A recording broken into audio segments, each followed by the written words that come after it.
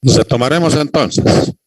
A ver, a los que controlan la asistencia, por favor tengan en cuenta que al inicio habían casi 60 estudiantes, en la segunda han ido disminuyendo y en este momento apenas hay 24 estudiantes. Están abandonando, ¿no? Así es que los estudiantes que no están desde el inicio hasta el final tienen falta. Ya, que quede claro, y eso hemos aclarado. Entonces, los que controlan la asistencia tengan en cuenta, no es entrar, hacerse poner presente y luego desaparecer, ¿no? Tienen que estar hasta el final de la clase. Tomen en cuenta las compañeras que están como responsables del control de la asistencia y la participación. A ver, nos pondremos de acuerdo. Cuando la paciente tiene que ser hospitalizada, tiene que aceptar la hospitalización. No es obligatorio, no le pueden obligar a nadie a que se hospitalice. ¿Ya? Eso que quede claro, no te pueden obligar. Claro que en algunos casos hasta te meten miedo, ¿no? Te dicen, si se hospitaliza, se puede morir. Ahí en la esquina se va a morir.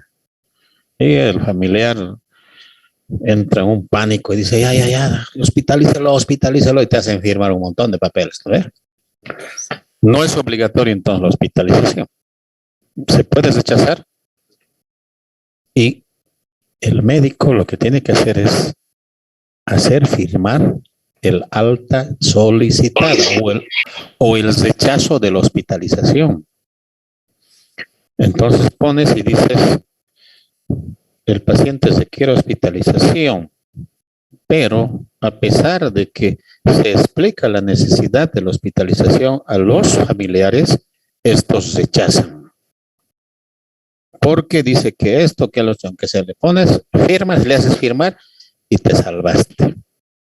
Porque puede suceder de que está el paciente ahí, necesita hospitalización, y el familiar diga, no, lo voy a llevar nomás a mi casa, veremos mañana cómo está. Y en la esquina se muere. Salen del hospital y se mueren en la esquina. Y muchos familiares hasta mienten, dicen, no, nosotros hemos pedido que se lo hospitalice. Ellos no han querido. Te pueden culpar y puedes aparecer de responsable, ¿no? Pues mejor haz eso. Ahora, el paciente ha sido hospitalizado. Se quiere que le hagan una cirugía. Entonces, hazle firmar también un consentimiento informado. Se quiere que le hagas un RCP. Eso también se puede complicar. Hazle firmar un consentimiento informado. Por cada procedimiento, entonces, que implique algún riesgo, como las cirugías, hazle firmar un consentimiento informado. De esto se trata. Para hacerle una cesárea a una paciente, hazle también firmar el consentimiento informado. Alguien va a decir, no, yo no quería. Yo no quería, ellos me han obligado, por eso ahora estoy así, complicada. No, hazle firmar el consentimiento y ahí estará. Incluso otros médicos son tan dedicados, hasta con dibujitos les explican, y en la hoja del consentimiento informado hasta dibujan qué van a hacer. Ahí dice, ¿sabe qué, señora? Aquí le vamos a hacer un cortecito. Por aquí vamos a entrar, después vamos a sacar la guaguita. Si se trata de sacar el útero, vamos a hacer esto. Estito vamos a cortar, estito vamos a sacar. Hasta con dibujitos se los dibujan en la misma hoja o al reverso de la hoja y luego les hacen firmar. Ese es el procedimiento. Pero en algunos casos, como siempre, hay algunos colegas que no cumplen eso y le meten nomás, ¿no? Directamente, ni avisan al familiar que está afuera y sufriendo de información. Y cuando le preguntan, no sé, espere. Sucede. Doctor, ¿alguna pregunta para ir avanzando? Otra pregunta, doctor.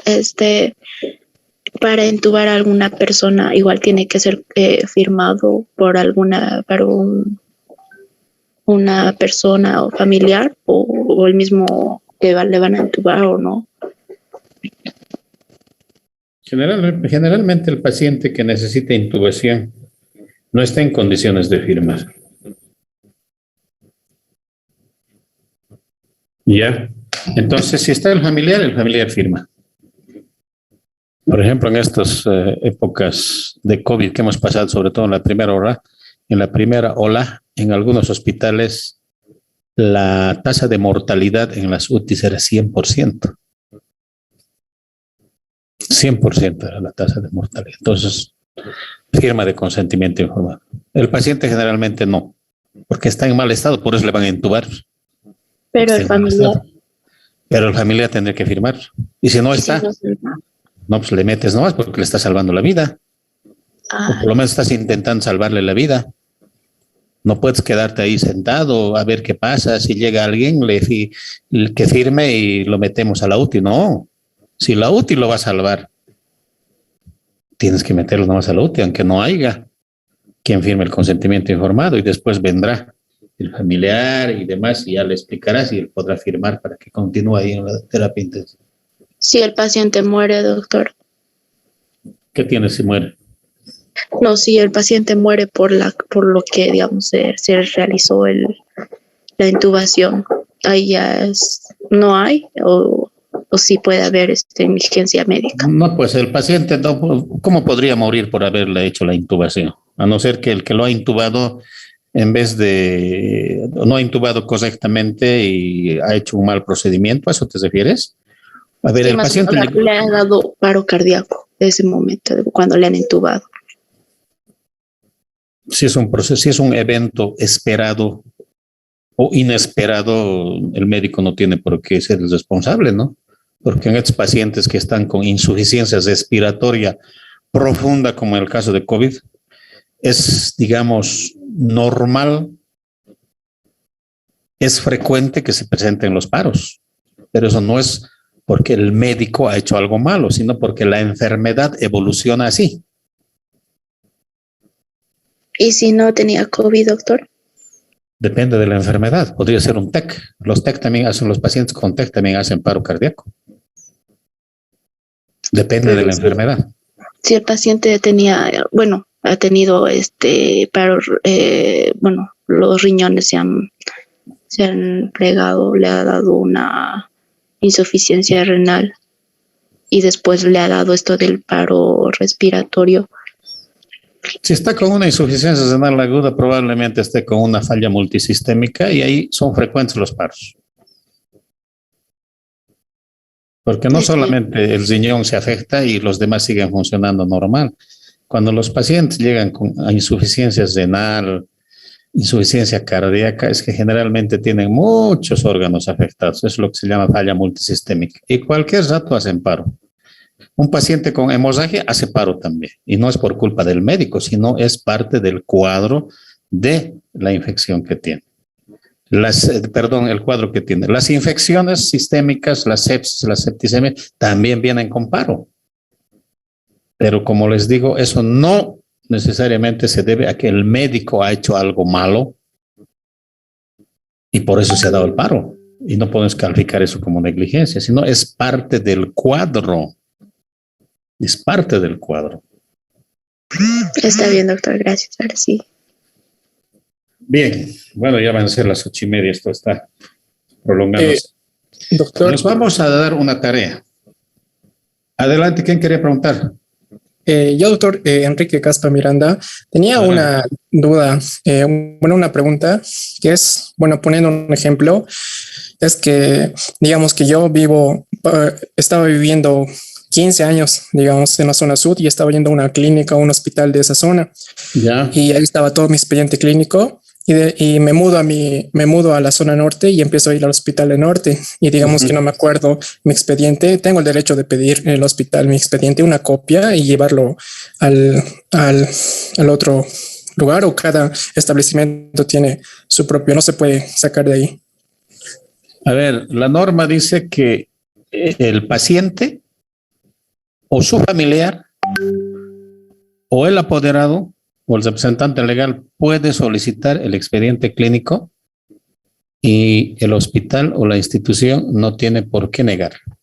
Entonces, si tú consideras que es necesario que el Hospital del Norte conozca tu expediente clínico, puedes mandar una nota al director del hospital no sé dónde y tienen la obligación de entregarte una copia de tu expediente clínico. ¿Sí? Está bien. Pero no cualquiera, ¿no? Yo, por ejemplo, no puedo ir a pedir tu expediente clínico. O tienes que ser tú, o tiene que ser un familiar que demuestre con copias de carnet de identidad, o tendrá que ser un juez, un fiscal, alguien para que solicite el expediente clínico. Pero como te digo, si tú lo ves necesario, si no lo consideras necesario, no tampoco, ¿no? Por ejemplo, si has ido a esa clínica que dices por algún resfrío, por alguna herida, por alguna diarrea, eso no le va a servir de nada al Hospital del Norte. Pero si has estado yendo al hospital, a esa clínica en la zona sur, porque te estaban haciendo tratamiento, por decirte, para una diabetes, para una hipertensión arterial o alguna enfermedad crónica, y esa información que hay en tu expediente clínico de esa clínica de la zona sur le va a servir al médico que te va a tratar en la zona norte o en el Hospital del Norte, sí puedes solicitar. Pero después, para resfríos, diarreas, herida por aquí, caidita por allá, no tiene mucho sentido, ¿no? Porque no le va a servir al clínico como antecedente, ¿no? ¿Está bien? Está bien, doctor. Pueden pedir entonces copias de los expedientes clínicos. Envíen una nota al director y tienen la obligación, esos directores, de entregarles una copia de su expediente clínico. A ver, son las 8:27. Bueno, si vamos a seguir hablando aquí nos vamos a aburrir. Ustedes tienen una tarea. La compañera responsable, creo que era Alexandra, ya ha subido los grupos definitivos y las enfermedades ya seleccionadas por cada grupo. La tarea en este tiempo que nos queda, media hora, y ustedes me dirán después hasta cuándo van a poder cumplir al 100%, es de que busquen o construyan una definición de la enfermedad que ustedes han seleccionado y lo suban al foro que voy a abrir en este momento.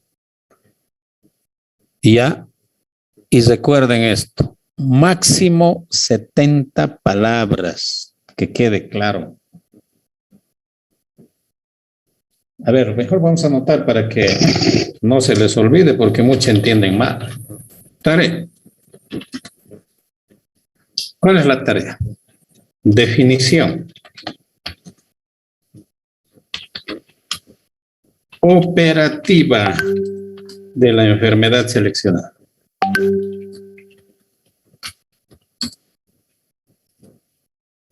¿Sí? Operativa. Después les explico qué es operativa. Máximo 70 palabras. Ya. Hora de entrega. ¿Hasta qué hora quieren? ¿Hasta las 9? 10. Bueno, como nadie responde, que sea hasta las 11. ¿Perdón? 10:30, si no. A ver, los vamos a poner mejor hasta las 23:50. Estoy escuchando mi ¿Ya? tarea, mi papá está haciendo bien. 23:50, ¿está bien? Y los que acaban rapidito, muy bien. Y los que van a demorar, bueno. Entonces, lo que quiero es una definición operativa de la enfermedad. ¿Qué quiere decir operativo? Que lo pueda llevar a la práctica. Eso quiere decir operativo. Que lo pueda, a ver, ¿cómo les digo? Que con esa definición yo pueda reconocer a la enfermedad fácilmente. O lo pueda por lo menos identificar inicialmente y luego confirmarlo con un examen de laboratorio. No me pongan definiciones. La diabetes es una enfermedad producida por la alteración del metabolismo de la glucosa, ya que esto. No, eso no es operativo. ¿Cómo voy a reconocer la alteración del metabolismo de la glucosa? ¿Cómo voy a reconocer que la vía de no sé qué componente está alterado? Difícil. Pero si digo, la diabetes mellitus tipo 2 es una enfermedad crónica. Ah, crónica, o sea que dura muchos años, no puede aparecer de un minuto a otro. Ah, clarito, es una enfermedad metabólica.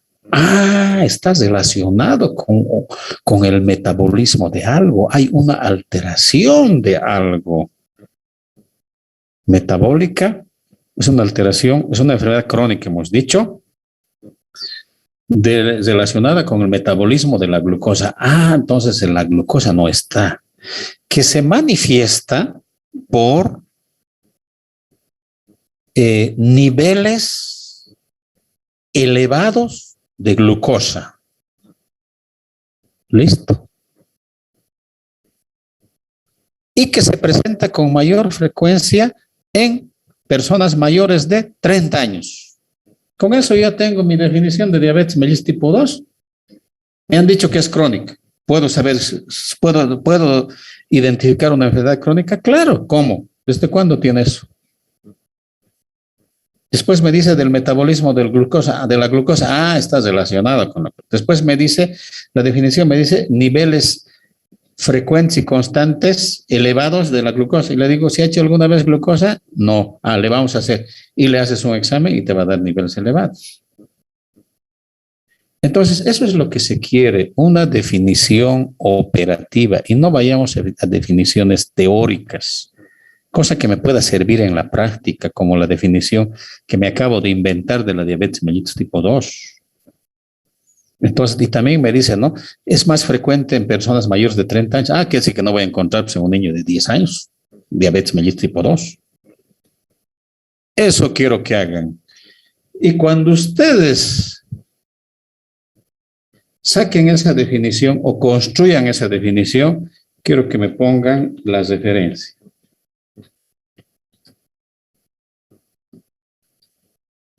O referencias. ¿De dónde han sacado esa definición? Si han sacado de un solo libro, pónganlo en el libro. Si han sacado de un artículo científico, pónganlo en el artículo científico. Si han sacado de un sitio web X, pongan ese sitio. Y si ustedes han construido sacando partes de uno y otro documento, pongan los 3 o 4 documentos. ¿Está clara la tarea o hay alguna duda? Doctor, ¿es individual? Grupal. Está bien, doctor. Gracias. Grupal. Para eso hemos armado grupos. La compañera Alexandra ya ha subido, hace rato creo que ha subido los grupos definitivos y sus enfermedades. Entonces, lo único que tienen que hacer ustedes es buscar en el internet una definición operativa, no teórica. Les he puesto el ejemplo de la diabetes mellitus tipo 2. Pónganlo, pero máximo 70 palabras. Resúmanlo.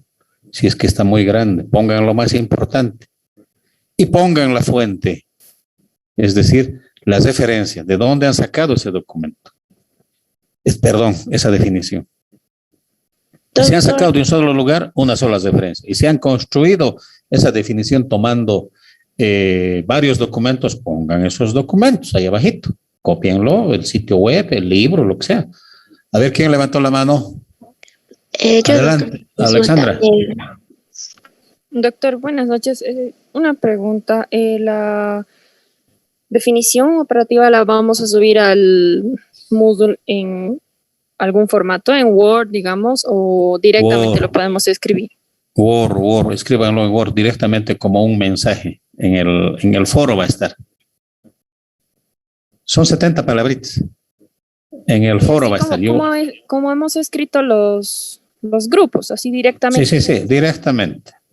Okay, definición de diabetes mellitus tipo 2. La diabetes mellitus tipo 2 es una enfermedad crónica que se caracteriza por una alteración en el metabolismo de la glucosa.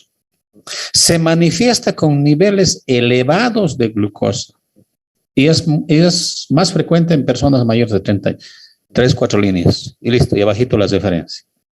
http www.elsevier.com. Listo. Y se han sacado de un libro en físico, le pondrán esas referencias del libro en físico. ¿Está bien? Doctor, una consulta. Adelante.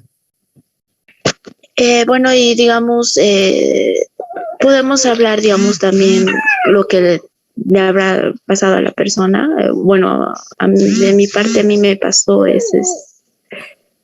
no sé si podría también contar o tengo que sí o sí sacar de una referencia bibliográfica. A ver, en el ámbito científico, ¿cuál de las dos consideras que es válida? ¿Lo que tú vas a contar o lo que dice el libro? La científica. Ah, ya. Entonces la respuesta está dada, ¿no? Porque tú puedes estar contando, tú puedes estar pensando que tienes diabetes y lo único que tienes es una infección urinaria. Y vamos a confundir el resto. ¿Está bien? Doctor, sí, gracias. Saquen de libros, saquen de artículos científicos, pero de documentos científicos. No se entren pues a wikipedia.com, al Rincón del Vago, apuntes.com, lafacu.com, monografías.com y demás cones. Váyanse a sitios académicos, entren a sitios, Facultad de Medicina de Harvard. Ah, ahí me parece importante.